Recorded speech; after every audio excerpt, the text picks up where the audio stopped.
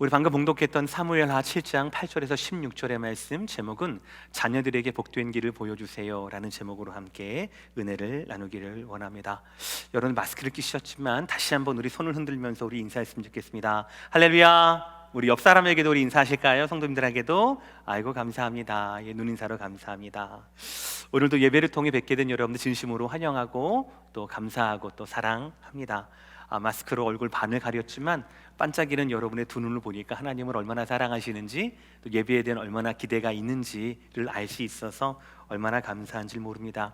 이렇게 현장에서 예배드리는 분들은 물론이거니와 우리 온라인을 통하여 또 CD와 패키지 방송을 통하여 예배하시는 모든 분들 가운데 말씀의 하나님께서 여러분의 하나님으로 함께 하시기를 주의 이름으로 축복합니다. 이번 주와 다음 주가 각각 어린이 기념주일 그리고 어버이 기념주일이 됩니다. 그래서 이번 주와 다음 주는 가정에 대한 말씀을 나누려고 합니다. 모든 말씀이 다 중요하겠지만 특별히 여러분과 여러분의 가정을 위한 축복의 말씀이니 모든 말씀마다 아멘으로 받으셔서 그 말씀이 그대로 여러분 삶과 여러분의 가정 가운데 자녀와 자손들 가운데 그대로 이루어지기를 말씀으로 다시 한번 축복합니다. 아멘. 1부 때는 아멘이 더 컸어요. 다시 한번 아멘. 감사합니다. 역시 경쟁이 최고예요. 오늘 본문은 다윗 언약이라고 부르는 본문입니다. 당시 세팅이 그래요. 다윗이 왕으로 등극했습니다. 나라 안팎의 모든 상황이 다 정리가 되었습니다. 9절을 보시면 이렇게 말씀하고 있어요. 내가 가는 모든 곳에서 내가 너와 함께 있어 내 모든 원수를 내 앞에서 멸하였은즉. 대적들이 없는 상황입니다. 왕으로서 모든 것을 이룬 시기였습니다. 또 자기를 위한 궁도 잘 지어서 왕으로서 편안한 생활이 보장되던 그런 어느 날이었습니다. 이것보다 더 좋은 날이 없을 정도로 좋은 날이었어요. 그동안 왕이 되기 위해서 참고 인내하고 싸우고 했던 자기가 쏟았던 피와 그 땀, 그것을 이제는 보상을 받고 누리고 이제 기대만 하면 되면 그런 인생이었어요. 근데 잠이 안 오는 거예요. 잠이 안 와요. 무슨 대적이 일어나고 뭐 누가 오고 뭐 이것 때문이 아니라 하나님 때문에 잠이 안 오는 거예요. 자기는 지금 너무나 평안한 생활을 하고 있는데, 자기는 백향목 궁으로 으리으리하게 지었던 집에 편안하게 누워 있는데 하나님의 임재를 상징하는 법궤가 아직까지 성막 휘장 아래에 있다라는 것이 다윗의 마음을 너무너무 불편하게 했던 겁니다. 그래서 잠을 못 이룬 겁니다. 왜 그런 마음이 있잖아요. 왜 그랬을까 생각을 했더니 그런 마음이 있잖아요. 우리가 누군가를 사랑하면 그 사람이 요청하지도 않는데, 그리고 솔직히 그 사람이 필요도 없는데 자꾸 우리는 생각하게 됩니다. 그 사람을 생각하고 그 사람이 지금 뭐를 하고 있을까? 그 사람이 지금 배가 고플까? 배가 부를까? 집에 있을까? 집 밖에 있을까? 그 사람을 편안하게 하려면 뭘 좀 더 해줘야 할까? 라는 여러 가지 생각들, 그 사람의 필요를 채우기 위해서 우리는 여러 가지 생각들을 하게 된다라는 것이지요. 아마 하나님에 대한 다윗의 본심과 진심과 사랑이 흐르고 넘쳐서 다윗에게 이런 마음이 있었지 않았을까라고 생각을 해요. 좀 약간 엄밀하게 생각을 하면, 차갑게 생각한다면 하나님은 집이 필요 없는 분이에요. 그렇죠? 하나님은 집이 필요 없으세요. 하나님은 무소부재라고 얘기하지 않습니까? 없는 곳이 없으세요. 어디에나 계신 분이 바로 하나님이십니다. 하나님은 전지전능하시다고 하지 않습니까? 하나님은 하루 종일 일하고 난 다음에 밤에 따뜻한 곳에서, 따뜻한 이부자리에서 바람을 막아주는 집이 필요 없는 분이에요. 세상의 모든 것이 하나님의 소유이고 세상의 모든 것을 하나님은 행하실 수 있다라는 것이죠. 그러니까 다윗이 백향목 궁에서 누리는 안락함, 그것이 하나님께는 사실은 필요가 없는 개념이다라는 것이지요. 그러나 하나님에 대한 이 마음, 하나님을 향한 다윗의 진심과 본심, 이 순진한 다윗의 마음이 하나님께 닿았어요. 그리고 하나님은 그 밤에 다윗에게 복된 길을 열어주십니다. 그것이 바로 오늘 저와 여러분이 보는 다윗 언약이라는 말씀이에요. 제가 뭐라고 말씀했습니까? 하나님이 다윗에게 복을 주셨다라고 했습니까? 복된 길을 열어주셨다라고 말씀합니까? 복된 길이라고 말씀드렸어요.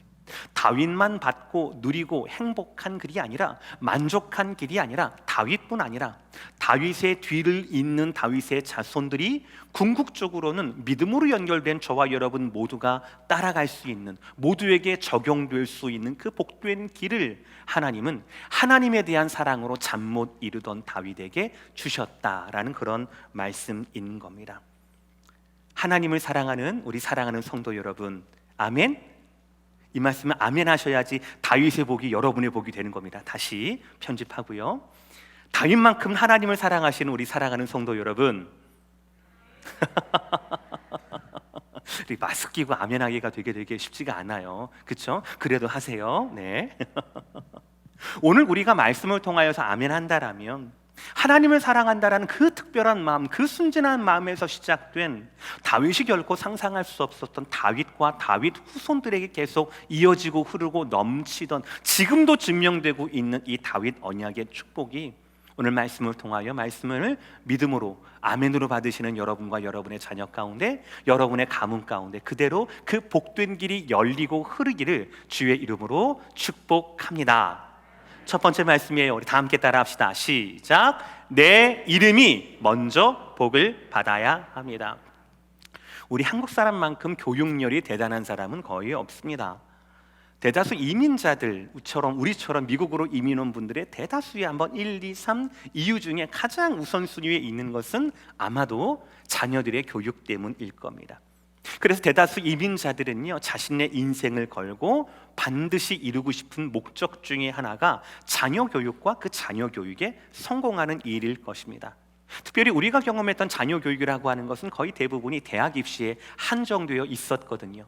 그러다 보니까 미국 와서도 대학 입시에 도움이 되거나, 그리고 거기 도움이 되는 그런 활동을 많이 시키고 또 투자를 많이 합니다. 그래야만 우리의 자녀들이 새로운 나라에서 떳떳하게 성공할 수 있다라고 들었고, 그렇게 실제로 믿고 있기 때문이지요. 그러나 언제부터인가 우리의 기대와 자녀들이 좀 어긋나기 시작해요. 부모의 이런 희생과 열심을 잘 아는, 또 심성이 여린 그런 아이들은 어느 정도 좀 따라와 주겠지만, 부모의 간섭이나 열심이 너무 도가 지나친 경우라든가, 아니면 자녀들의 자의식이 일찍 발달하는 자녀들 같은 경우에는 부모와 자녀와의 마찰이 불가피합니다. 부모는 더 좋은 환경에서, 더 좋은 선생에서, 더 좋은 학원에서, 더 많은 시간을 자녀가 자기 미래를 위해 투자하기를 원하고 바라죠. 그러나 그러면 그럴수록 이 부모의 자녀에 대한 뜨거운 마음과 자녀가 점점 멀어지게 된다라는 것이지요. 여러분, 왜 그렇습니까? 왜 그래요? 부모가 자녀를 덜 사랑해서가 아닙니다. 그것과는 별개의 문제이게요. 폴 트립 교수님의 완벽한 부모가 없다라는 책이 있거든요. 근데 그 책을 보면 이 문제를 뭐라고 얘기하냐면, 사랑의 문제가 아니라 정체성 때문에 빚어진 갈등이라고 이야기를 합니다. 부모들이요, 자신이 찾아야 할 자신의 정체성을 자녀들을 통하여 찾게 된다라는 것이에요. 그 책을 읽으면서 제 마음 가운데 남겨진 한 문장이 있어요. 일찍 보여주셨네요.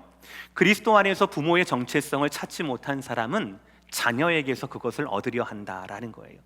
두고두고 제 마음 가운데 남았어요. 다시 한번 읽어드립니다. 그리스도 안에서 부모의 정체성을 찾지 못한 사람은 자녀에게서 그것을 얻으려 한다라는 것입니다. 우리는 자녀에게서 구원을 찾아왔어요. 자녀의 성공이 내 행복이다라고 말할 수는 있습니다. 그거는 맞는 말이에요.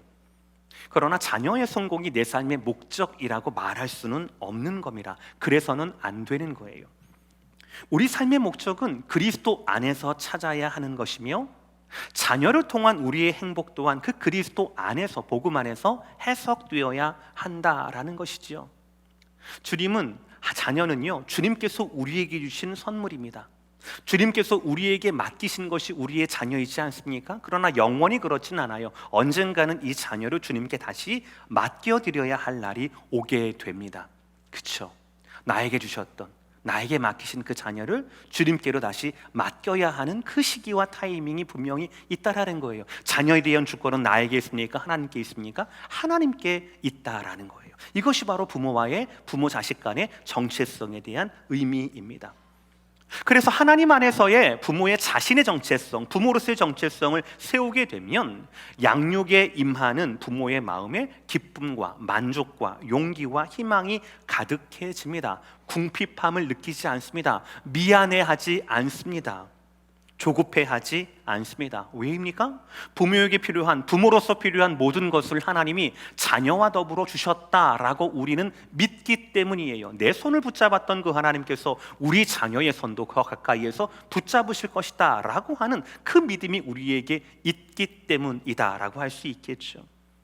그러므로 사랑하는 부모된 여러분, 자녀에게서, 자녀의 성공에서 여러분의 인생의 목적을 찾으려 하지 마시고 그리스도 안에서 여러분의 정체성을 찾게 되기를 주의 이름으로 축복합니다. 이것이 맞는 거예요. 바로 이것이 부모로서 여러분을 살리고 자녀들을 살리는 길입니다. 오늘 본문을 보시길 바랍니다. 7, 8절의 말씀 다 함께 있습니다. 시작. 그러므로 이제 내 종 다윗에게 이와 같이 말하라. 만군의 여호와께서 이와 같이 말씀하시기를 내가 너를 목장 곧 양을 따르는 데에서 데려다가 내 백성 이스라엘의 주권자로 삼고 내가 가는 모든 곳에서 내가 너와 함께 있어 내 모든 원수를 내 앞에서 멸하였은즉 땅에서 위대한 자들의 이름같이 내 이름을 위대하게 만들어 주리라. 아멘. 다윗을 향한 하나님의 말씀에서 다윗의 정체성을 우리는 발견할 수 있습니다. 다윗의 과거 8절 마지막 9절 보시면 현재와 미래를 말합니다. 모두가 하나님이 만드신 과거, 현재, 미래였습니다. 과거 다윗은 양을 치던 목동이었습니다. 그때도 하나님을 붙잡고 계셨어요. 현재의 다윗은 이스라엘의 주권자입니다. 하나님의 역사입니다. 앞으로도 다윗은 어떻게 됩니까? 위대한 이름을 갖게 될 것입니다. 이것이 과거에도 현재에도 다윗을 만드신 하나님의 역사라는 것이지요. 여러분, 오늘 말씀에서 다윗의 정체성을 한번 찾아보시길 바랍니다. 다시 한번 7장 8절 8절을 한번 보여주셔요. 그러므로 이제 내 종 다윗에게 이같이 말하라 라고 말씀하잖아요. 저를 보세요. 제가 그동안 뭐라고 말씀드렸습니까? 성도의 정체성은 지식에 있다라고요? 아니요. 물질에 있다고요? 아니요. 성공과 성취에? 아니요. 성도의 정체성은 성도를 부르신 하나님의 부르심 가운데 있다라고 말씀을 드렸어요. 지금 하나님께서는 다윗을 무엇이라고 부르고 있습니까? 내 종 다윗이라고 부르고 있습니다. 그러면 다윗의 정체성은 뭡니까? 왕이라는 것이 정체성입니까? 아니에요. 다윗은 왕으로 태어나지 않았습니다. 왕자로 태어나지 않았어요. 목동의 아들로 태어났습니다.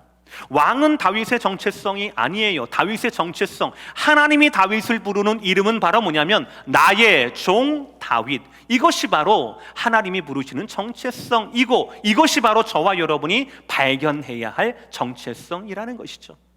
나의 종 다윗이라고 해서 그 종이라고 하는 것이 다윗의 신분을 말하는 것은 아닙니다. 다윗의 신분은 지금 왕이에요. 다윗의 정체성, 내 종 다윗이라는 이 종은요, 바로 뭐냐면 하나님 앞에서의 다윗의 태도와 신실함을 나타내는 것이에요.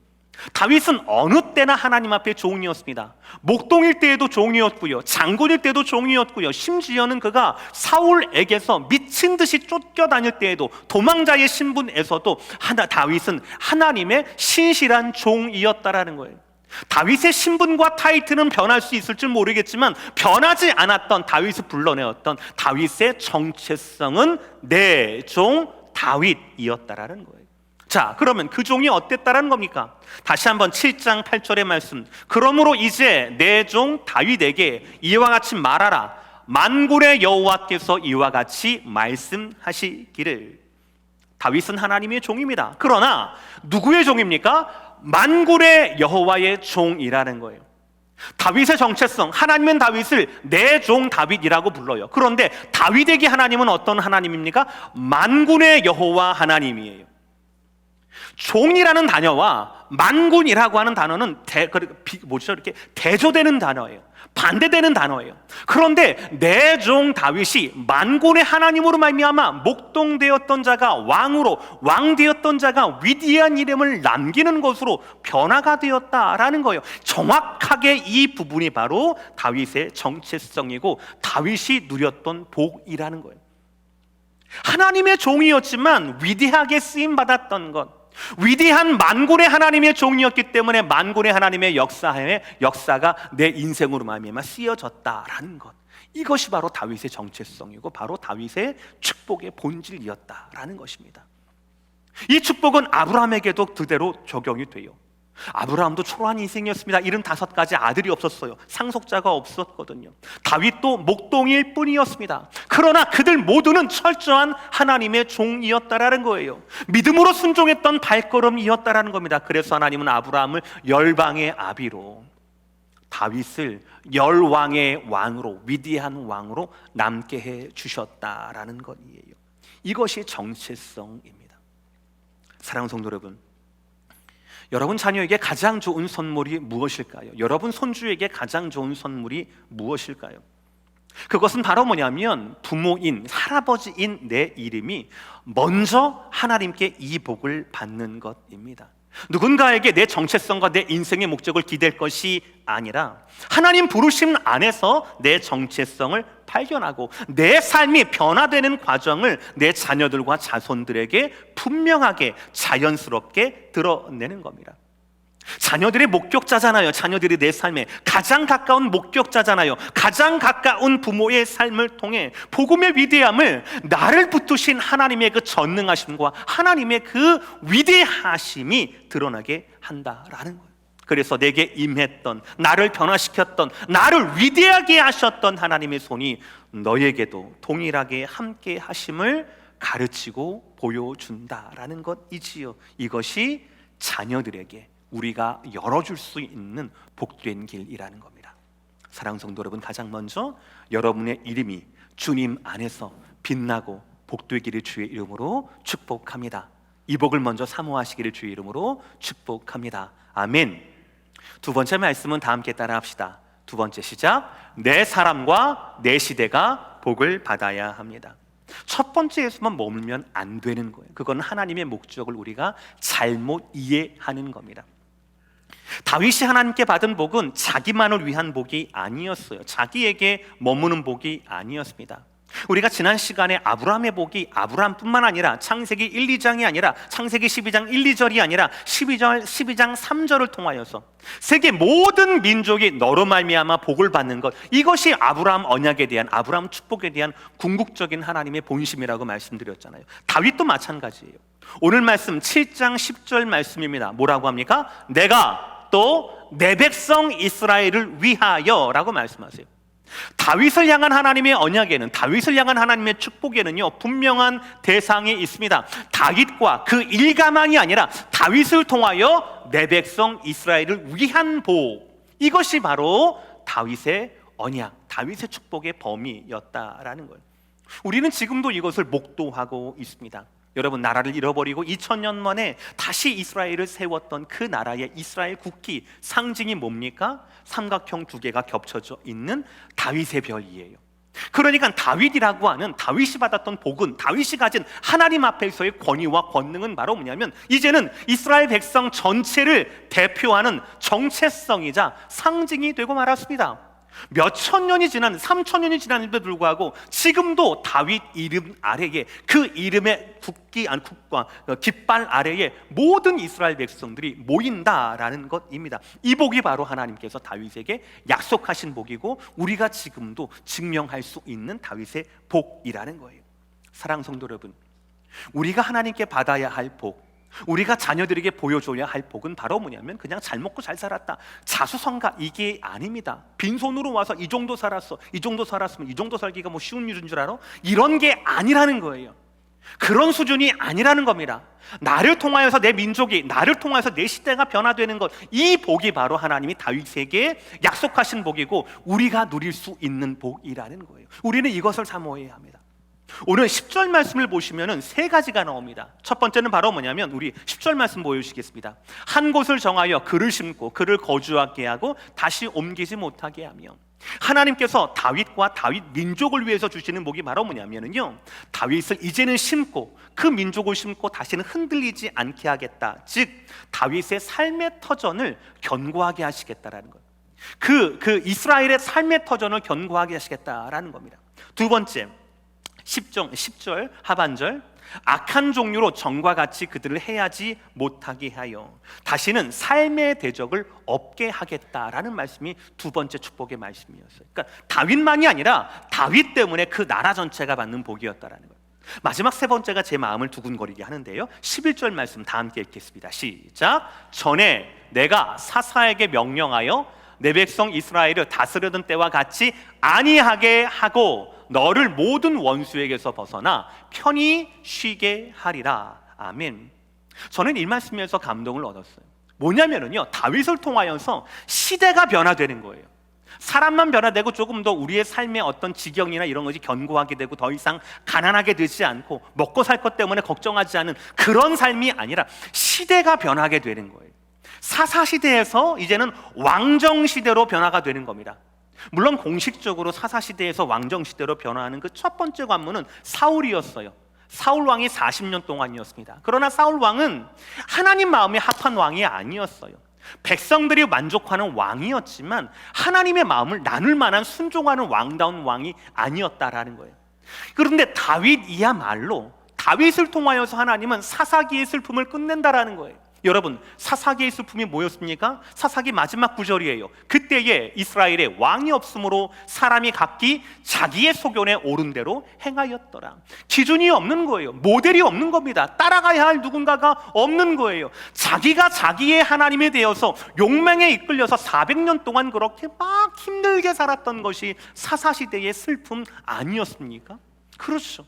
그런데 하나님께서는 그 시대의 아픔과 한계와 슬픔을 누구를 통하여? 다윗을 통하여서 종결시키고 이제는 다윗으로 말미암아 새로운 시대를, 왕다운 왕이 통치하는 시대를 시작하게 되셨다라는 것입니다. 여러분, 다윗이 받은 복은요, 다윗만을 위한 복이 아니었다라는 걸 꼭 기억하시길 바랍니다. 다윗을 통하여 주변 민족이 변화받았습니다. 다윗을 통하여서 시대가 복을 받았다라는 것입니다. 그렇다면 저와 여러분들도, 저와 여러분이 누리는 복음과 저와 여러분이 가는 이 믿음과 신앙을 가지고 저와 여러분 과연 만족만 하시겠습니까? 구원받은 것에서 멈추기만 하시겠습니까? 안 된다라는 거예요. 우리가 특별히 우리뿐만 아니라 자녀들에게 보여줘야 할 신앙의 복은 나를 통하여, 내 복음을 통하여 내 주변 사람들을 행복하게 해주고 내 복음을 통하여 내 시대가 조금 더 밝게 만들어주는 시대의 변화의 시발점이 되는 것, 그것이 바로 하나님께서 우리에게 오늘 원하시는, 우리 교회 가운데 원하시는 하나님의 뜻이 아니겠습니까? 사랑 성도 여러분, 늦었다고 생각하지 마시길 바랍니다. 어이구, 저는 자녀가 아니라 이제 손주까지 있어요, 증손까지 있어요, 이렇게 말씀하지 않으시기를 바랍니다. 하나님께서 저와 여러분께 하루하루 생명을 주시는 한 여러분은 여러분의 자녀 가운데 가장 첫 선생이자 가장 마지막까지 인생에 대해서 가르칠 인생의 선생이라고 하는 것, 여러분 그것을 기억하셔야 해요. 그 자리에서, 그 권위에서, 그 특권에서 우리는 멀어지지 않습니다. 그렇다면 우리는 끝까지 우리를 통하여 복음이 흘러나와 우리 주변의 사람들과 우리 주변의 시대를 나의 복음으로 말미암아 변화된다라고 하는 것, 변화시킬 수 있다라고 하는 것, 변화되었다라고 하는 것을 자녀들에게 보여줘야 하고, 그것이 자녀들에게 줄 수 있는 최고의 선물이고 축복이라는 것입니다. 사랑하는 성도 여러분, 다윗에게 주셨고 다윗이 누렸고 다윗의 삶을 통하여 증명되었던, 다윗을 통하여 주변 사람과 시대가 복을 받았던 그 복을 저와 여러분을 통하여, 우리 오렌지 카운티 제2장로교를 통하여서 확정되고 누리게 되는 저와 여러분 되시기를 주의 이름으로 다시 한번 축복합니다. 아멘. 마지막 세 번째입니다. 제가 너무나 좋아하는 말씀이고 제 기도 제목이기도 합니다. 다 함께 따라합시다. 시작. 나보다 더 큰 복을 내 자녀들이 받아야 합니다. 여러분 별로 안 좋아하세요? 다시 한번 좋아하는 것만큼, 사모하는 것만큼 다시 함께 시작. 우리가 지금까지 다윗의 복은 그 이름이 위대하게 되는 복이라고 말씀드렸어요. 두 번째 다윗의 복은 다윗 개인이 아니라 다윗을 통하여 시대와 사람들에게 흘러가는 복이라고 말씀드렸습니다. 세 번째 복은요, 다윗이 받은 복은 다윗만이 아니라 다윗이 죽고 난 뒤에, 다윗의 사후에, 다윗이 이 땅에 없어지고 난 후에 대대로 이어지는 다윗의 아들, 그 아들의 아들, 그 아들의 아들의 아들이 받게 되는 영원한 이어지는 복에 대해서 말씀하고 있다라는 거예요. 우리 한번 본문 12절의 말씀 다 함께 읽겠습니다. 천천히 시작. 내 수완이 차서 내 조상들과 함께 누울 때에 내가 내 몸에서 난 내 씨를 내 뒤에 세워 그의 나라를 견고하게 하리라. 아멘. 다윗을 향한 하나님의 마지막 말씀은 축복 중에 가장 큰 축복이라고 저는 생각을 합니다. 이것은 바로 뭐냐면 다윗의 죽음 이후에도 다윗을 향한 축복이 멈추지 않는다, 그치지 않는다, 사라지지 않는다라는 말씀이에요. 그리고 이것이 바로 다윗 언약의 핵심이기도 합니다. 그리고 사실은 우리가 가장 원하는 축복이기도 하고 또 우리에게 위로가 되는 말씀이기도 한다라는 것이에요. 위로가 되는 말씀은 이겁니다. 다시 12절을 보여주셔요. 오늘 말씀은 다윗의 죽음을 뭐라고 얘기합니까? 첫 구절이에요. 내 수완이 차서 내 조상들과 함께 누울 때에 라는 거예요. 좀 복잡하긴 하지만 저게 무슨 말입니까? 다윗이 죽었을 때를 말하는 거예요. 그렇죠? 근데 우리가 누군가가 다윗에게 왕인데 이런 말을 하면 다윗이 기분 좋겠습니까? 기분 나쁘겠습니까? 다 봐요. 이렇게 표정이 화내시잖아요. 벌써부터. 그렇죠? 별로 안 좋은 거예요. 그리고 아까 서두에 말씀드렸듯이 오늘 다윗의 이 백그라운드가 뭐였습니까? 다윗의 인생에서 영적으로, 육적으로, 정치적으로 왕으로서 정점을 찍었을 때예요. 이보다 더 좋을 수 없는 그런 때예요. 그런데 그때 하필이면 하나님 뭐라고 말씀하세요? 네가 죽으면 이라고 말씀을 하시는 거예요. 그런데 하나님이 말씀하시니까 이것도 축복이 되는 거예요. 뭐라고 표현했습니까? 죽음을 내 수완이 차서 내 조상들과 함께 누울 때에 라고 말씀해요. 이게 성도의 죽음이에요. 성도의 죽음은 소멸이 아닙니다. 종결이 아니에요. 없어지는 것이 아닙니다. 사멸이 아니에요. 성도의 죽음은 뭐예요? 돌아가는 거예요. 어딘가로 돌아가서 누워 있는 겁니다. 성도의 삶은 순간이에요. 그런데 성도의 삶은요, 영원한 거예요. 영원한 것 중에 일부가 바로 성도의 삶이에요. 이건 나만 그렇습니까? 아니에요. 내 아버지도 그렇고 나도 그렇고, 그러니까 내 자녀도 어떻다라는 거예요? 내 자녀도 하나님께서 주신 수완이 차면 내 곁에 와서 누울 수 있다라는 것입니다. 이것이 우리 가운데 위로가 되는 거예요. 그리스도의 신앙 안에서 죽어도 끝이 아닌 이 복을 누리게 된다라는 것이에요. 그러므로 사랑하는 성도 여러분, 우리는 순간을 살 수밖에 없습니다. 길어봐야 100년밖에 살지 못하겠죠. 그러남에도 불구하고 하나님 말씀에 의하면 순간을 살아도 우리는 영혼을 품고 살아야 한다라는 것입니다. 여러분, 오늘 말씀에서 가장 중요한 부분이에요. 주목하시길 바랍니다. 12절 다시 한번 보여주시길 바랍니다. 방금 읽었던 12절에서요, 다윗의 후손들, 다윗의 아들들을 노란색으로 제가 표시했습니다. 뭐라고 했습니까? 내 몸에서 날 내 씨라고 이야기하고 있어요. 저게 다윗의 아들들이에요. 자손들입니다. 솔로몬은 말하는 게 아니라 솔로몬의 아들 그거를 말하는 거예요. 그런데 아들들, 자손들이라고 후손들이라고 얘기하지 않아요. 내 씨라고 얘기합니다. 단수예요. 똑같은 단어가 창세기 3장 15절에 쓰여 있습니다. 창세기 3장 15절. 내가 너로 여자와 원수가 되게 하고 내 후손도 여자의 후손과 원수가 되게 하려니 여자의 후손은 내 머리를 상하게 할 것이요 라고 되어 있어요. 저기서 말하는 후손과 오늘 사무엘하 7장에 말씀하는 내 몸에서 날 씨가, 이 씨와 후손이 같은 단어예요. 복수가 아니에요. 씨들, 후손들, 아들들이 아니에요. 한 사람을 말하는 겁니다.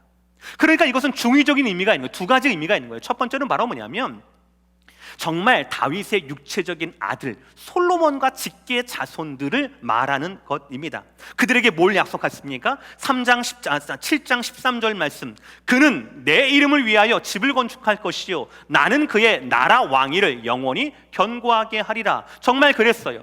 다윗이 성전을 준비하고 솔로몬이 성전을 지었습니다. 하나님을 위하여서 집을 지어놨어요. 그리고 난 다음에 그것을 보고 하나님께서 솔로몬에게 지혜와 총명과 모든 것들을 주시지 않습니까? 그렇죠? 이게 이스라엘의 역사예요. 그러나 중의적인 의미가 있다라고 얘기했잖아요. 솔로몬만 얘기하는 게 아니잖아요. 그럼에도 불구하고 씨, 후손, 단수라고 말씀했지 않습니까? 누구예요? 바로 예수 그리스도를 말씀하고 있는 거예요. 다윗 언약에서 가장 중요한 부분이 바로 이거예요. 하나님께서 다윗 언약을 주셨는데 그 다윗 언약은요, 완벽하게 성취되는 것은 바로 누군가? 솔로몬이 아니라는 거예요. 아시잖아요. 솔로몬 다음에 르호보암과 여로보암으로 나라가 쪼개지는 것 아시잖아요. 솔로몬의 우상 숭배로 말미암아 그 값을 치른다는 건 여러분들 아시지 않습니까? 그 이후에도 많은 사람들에게 핍박을 받고 많은 사람들에게 침략을 받은 그 역사를 여러분 아시지 않습니까? 그러면 무엇을 통하여, 누구를 통하여, 어떤 다윗의 후손을 통하여 결국 견고한 이 나라, 나는 그의 나라 왕위를 영원히 견고하게 하리라, 무너지지 않는 그 나라가 세워지게 된다는 겁니까? 바로 다윗의 씨, 다윗의 후손인 바로 예수 그리스도를 통하여서, 예수 그리스도를 통한 하나님의 나라가 영원히 우리 가운데 선포되고 무너지지 않는다라는 그런 말씀이 되는 겁니다.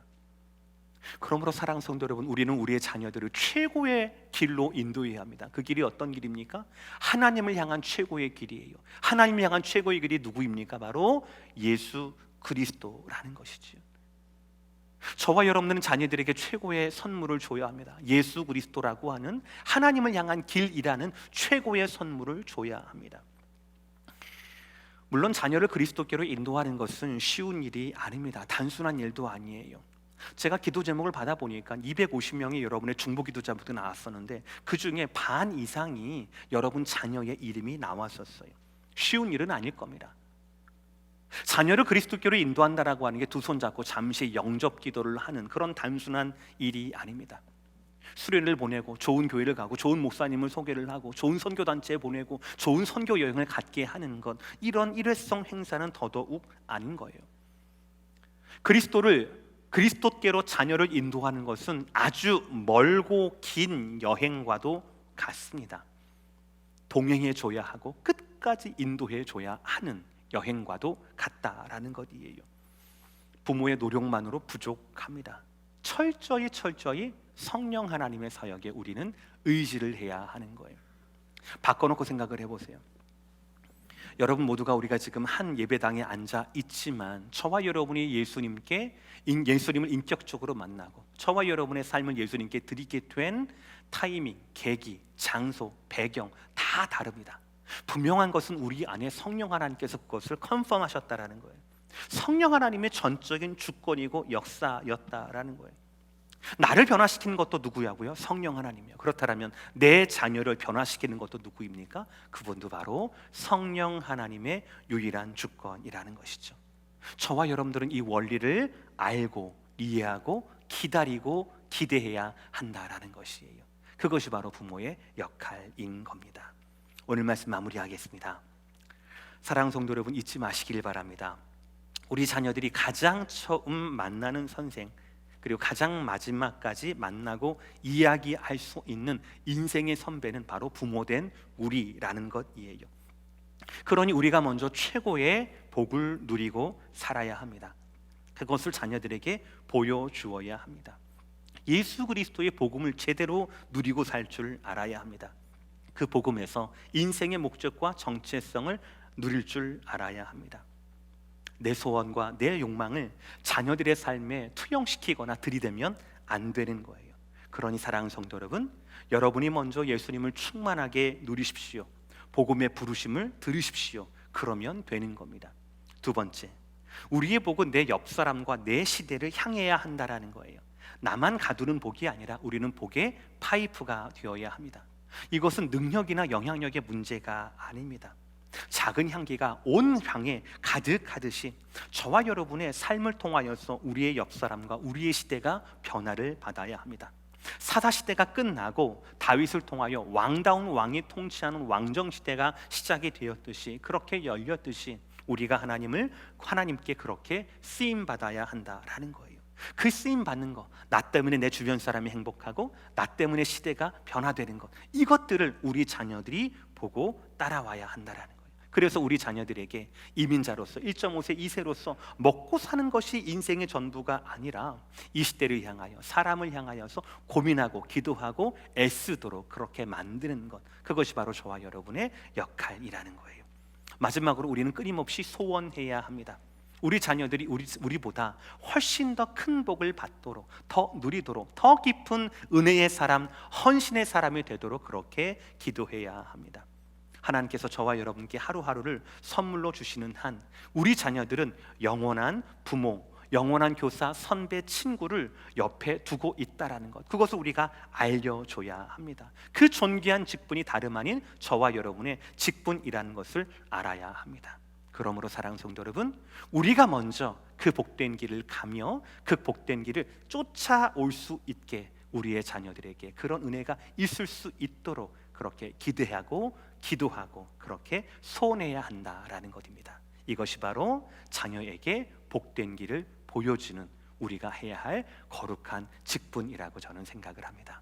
사랑하는 성도 여러분, 오늘 다윗이 받았던, 다윗이 누렸던 다윗 언약과 이 축복이 다윗에게 끝나는 것이 아니라 그의 민족과 나라와 그의 시대와 그리고 이어서 예수 그리스도까지, 그래서 우리에게까지 적용이 됐던 것처럼 여러분을 통한 하나님의 말씀과 언약과 축복이 여러분의 주위의 모든 것들과 여러분의 가문을 통하여서 이 시대의 치료제가 될 수 있는, 이 시대의 답이 될 수 있는 그 소원에 응답하시고 그 소원을 위해 기대하는 여러분 모두가 되기를 주의 이름으로 축복합니다. 아멘. 아멘. 감사합니다.